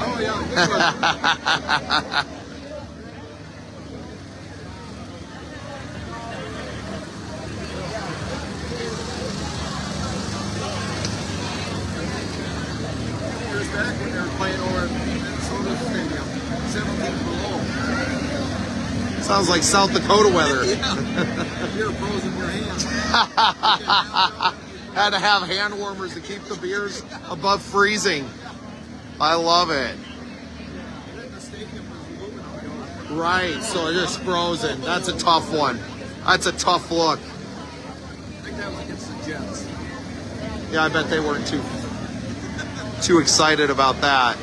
Really looking forward to this veteran red carpet rollout. That's really cool. Very cool. We were at the whiteout game last season for Monday Night Football. That was pretty incredible experience. Our first time meeting the Viking World Order, and just became friends with everybody online ever since, and amazing vibe. What a great family to be a part of. I have a award-winning podcast called The Scene Project. A division of that is the Scene Project Sports Network. So kind of out here covering it for the Sports Network today, and going live on our Facebook a little bit and capturing some of the vibe, and put together a nice little promo video to show everybody what it really means, right? Yeah, it's about football. Yeah, we're drinking beers, but it's about family, man. And the VWO perfectly exemplifies what football and family means. So really happy. I just happened to be in town playing some other shows, and I kind of planned it around here. I knew there was a home game, so a little bit of dirty work in there, but really excited to be here. I also work with a nonprofit called Operation Combating Veteran Suicide. So to be here specifically, knowing it was the Veteran Appreciation Game, hoping, I didn't know exactly what they had going on, but I assumed that VWO would have some kind of veteran thing going on. So really happy to be here, capture this moment, and share it with our fans back in South Dakota and around the world. So. Oh, awesome. Bubba, Startz. Nice to meet you. I live down in Tyndall. Okay. Yep. That was part of it. I worked for Dock and North Equipment. That was okay. part of my territory. Yeah. I was trying to think of the gas station though, but I retired in 2000. Yeah, so the big one down there is Frank's Trading Post. Yeah, that's it. Yep. Yes, sir. Awesome. Yeah, and that's the thing for me is that, there's a lot of South Dakotans that are Vikings fans. So being able to come up here, a lot of our fans obviously are friends of mine. I'm live on my Facebook right now where, several thousand people are watching, seeing the replays mostly. Not necessarily live with us right now, but just show them what you can see up here. I know a lot of people come up for games, and really want them to, if they do come to a game, come to this tailgate, right? Come meet some more family in here, and to be part of this scene. And obviously Sir Death has a huge following, and but this is special. This is really special, and I'm just happy to be here and to share in the experience. My history starts with the very first game in Sioux Falls. Really? August 5th, 1961. Really? And that's how I was 11 years old. Yeah. I didn't realize they had played a game in Sioux Falls ever. That's pretty cool. Yeah, Howard Woods Field played the Dallas Cowboys. No kidding. I did not know that. So Very anyway, cool. At that time, I had a decision. I could be a Dallas fan or a Vikings fan. Right. And my kids said, Dallas might have won a few more Super Bowls, but this one's easier to get to, right? Yeah. So anyway, That's fantastic. What was your name? Donovan Cost. Donovan Cost. Oh, Bubba Startz. Nice to meet you. Oh, great turnout. So. Yeah, this is great. This is great. We started off with a Facebook page. We are Viking fans. Really? And then it morphed into this. Incredible. Yeah, I love it. I think it's a great vibe. I love what VWO represents, and just the, like I said, the family nature of it's just too cool. Well, nice meeting you. You too. Pleasure.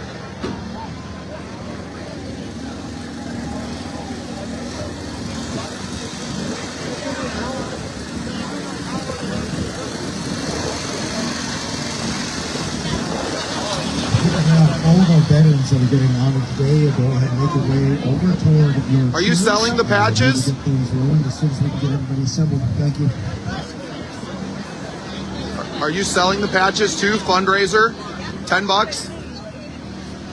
Yeah, I love it. So I work with a nonprofit, Operation Combating Veteran Suicide. I set some of our coasters on the table there as well. I would love to buy one of those. My money's in my pocket, but you just have a couple left. Can I take one from you? Here.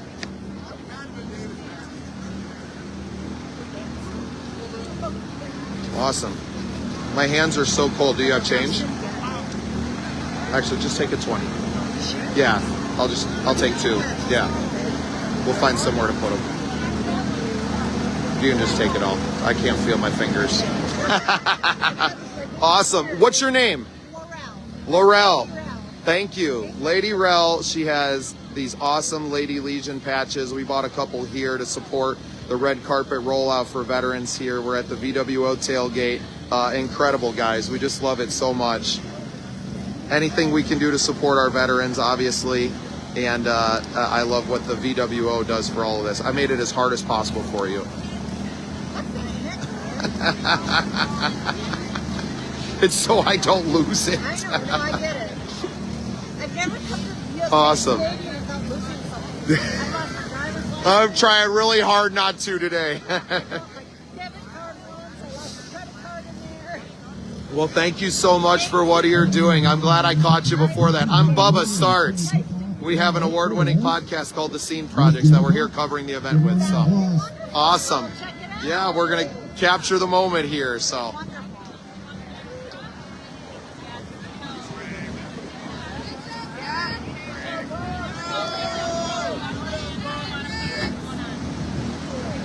I call bullshit!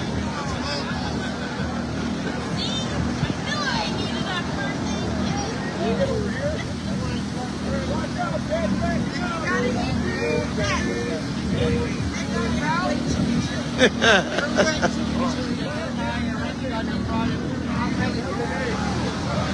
right, this is the red carpet rollout for our veterans here. It's the Military Appreciation Day, Veterans Day coming up in just a few days.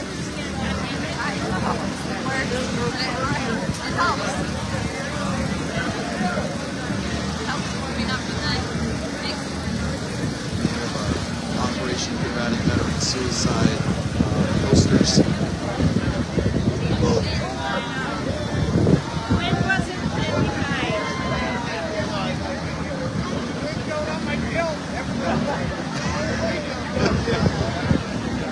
Honoring our veterans here today, an incredible experience here.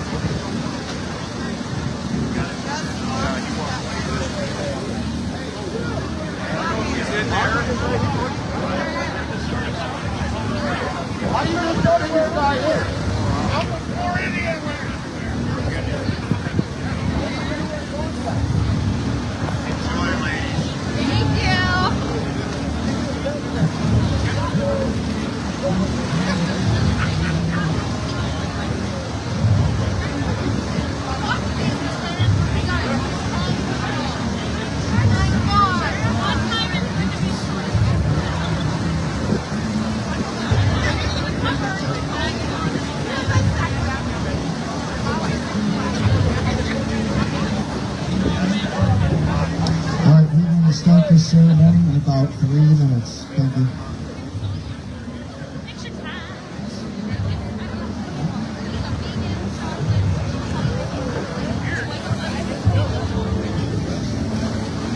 He's one of my closer friends. Now that you wobbled, always just a good heart rate. It is.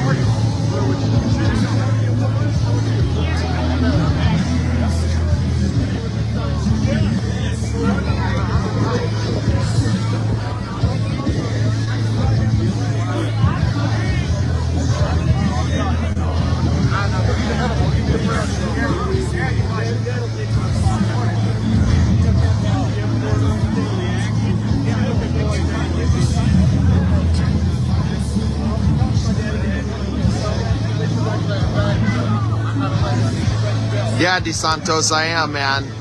Come see me at the fashion show, Smoking on the Runway tonight, 4 o'clock, over at the Hook and Ladder. I'll be here at the tailgate, right in the shadow of U.S. Bank until the game, and then we'll see if I hit the game or not. This is the red carpet rollout for our veterans, members of the Viking World Order. Really awesome vibe here. I appreciate being a part of this and getting to capture these moments with everybody. It's a great vibe out here today. It's been pretty incredible.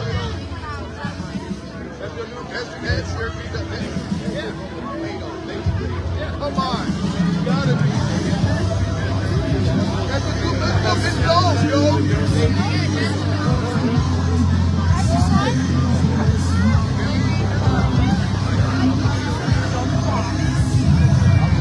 That's the best dog in the house.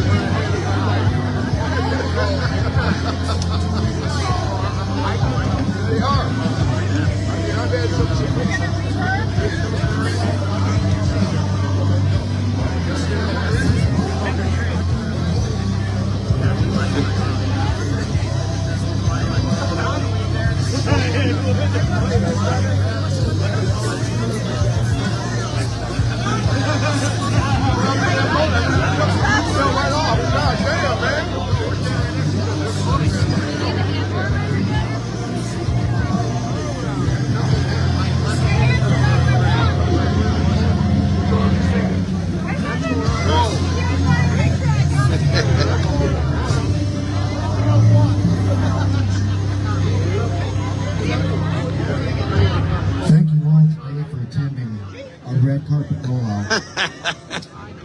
here to honor some veterans today. Veterans, who are they? Fathers, sons, sisters, brothers, mothers, neighbors. Veterans come from all walks of life, race, religions, and nationality. Many have varied reasons for serving, as varied as the sands of the seashore, yet all chose to be a part of something bigger than themselves and basically write a blank check to the nation they love, up to and including, as Abraham Lincoln so eloquently stated, the last 4 years of devotion. Why should we honor veterans? Firstly, it's the right thing to do, and secondly, not all vets were out there in the history of this nation. During the Vietnam War, approximately 2.7 million never really served. Over 58,000 I was protecting it. Many of them were not welcome when they came home. Many of them had to take off their uniforms in airport bathrooms. They faced societal anger from a generation that was unable to, at that time, separate the war from the war fighters, and they suffered in silence. For all Vietnam vets here, including the old man from the Viking World Order, if you've never heard it publicly, I don't think there's going to be much you can do about that without blowing out everybody up front. You won the battles you were asked to fight, and may we all resolve today to never treat our generation of veterans like the Vietnam veterans were treated. Thank you. It is said that freedom isn't free, and above the entrance of every VA hospital it says the price of freedom is visible here. However, not all words are visible. For each veteran, bears an burden based on their own unique experience of loss, sacrifice, trauma, and service. It's their burden to bear, and they bear it. Silently, stoically, until they no longer can. Some reach out for help, others don't, and that's why we're here. We're here to honor these vets. There's a number, 22 a day. 22 a day is average veteran suicides in the United States. 1 a day is a tragedy, 22 a day is a disaster. However, my message today is a message of hope. The hope for a future where we don't have to live like this. Today we have assembled as human beings who are united by a common cause, our love of football and of our respective teams. But we are also united in our support for those who have enabled us to enjoy these luxury items like a tailgate setup, like game tickets, by their service, sacrifice, and efforts to keep us free. So we pause today to recognize them for their outstanding service. For all veterans who may be bearing a burden today, know this, you're not alone. And these people gathered here today are here because they care about you, your service, and your well-being. Today, we specifically honor Sergeant Promotable retired Jason Weber, U.S. Army. Yeah! Staff Sergeant and Drill Sergeant Eric Gurecki, retired U.S. Army. Yeah! Sergeant First Class retired Ron Latson, U.S. Army. Yo! Chief Warrant Officer Rick Conklin, U.S. Army. Yo! Corporal David Henry, United States Marine Corps. Happy birthday, Marine. Yo! And Specialist Ryan Knaus, U.S. Army. Yeah! We also posthumously are honoring Staff Sergeant Ralph S. Guck, killed in action, Vietnam. For these people and for all of our veterans here today, we appreciate you, we support you, and we love you. God bless you, and God bless the United States of America. I now ask that everyone stand and face the flag. Today's national anthem is going to be performed by Miss Cheryl Pendleton. Yay! All right.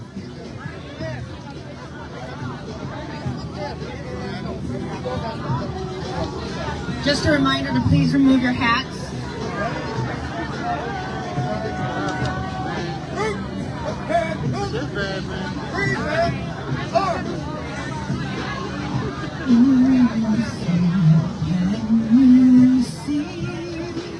By the dawn of Lord, so proudly we hailed at the twilight's last gleaming, whose broad stripes and bright stars through the perilous fight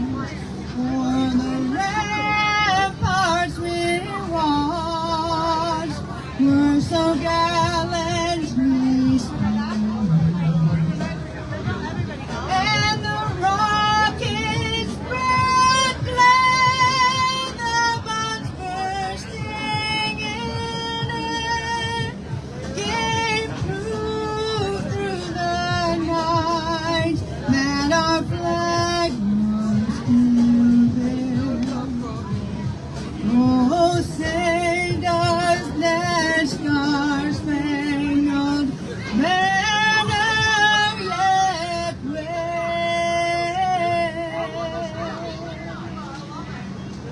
o'er the land of the free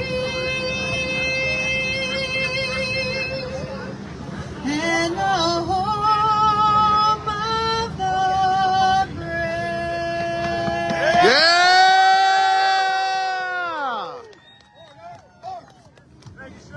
All right, thank you very much, Cheryl. And I would like to have Rich give us some closing comments. The man who made all of this possible, put all this together. And nobody works harder than Rich Cope. You guys know Rich.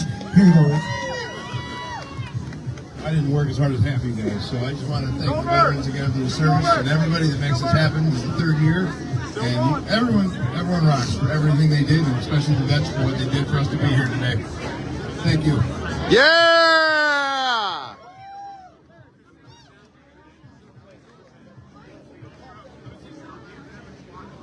Awesome job, guys. That was incredible.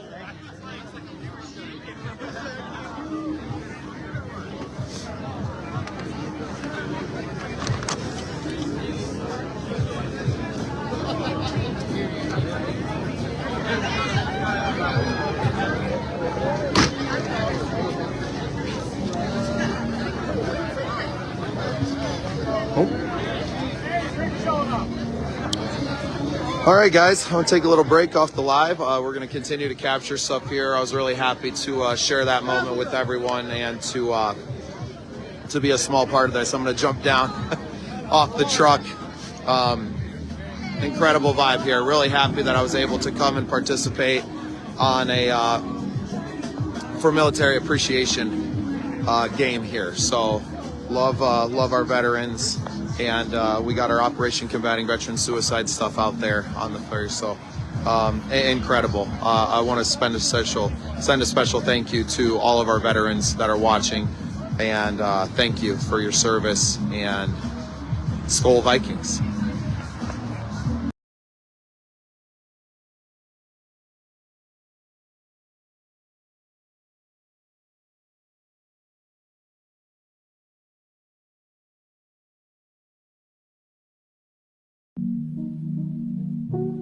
SPSN.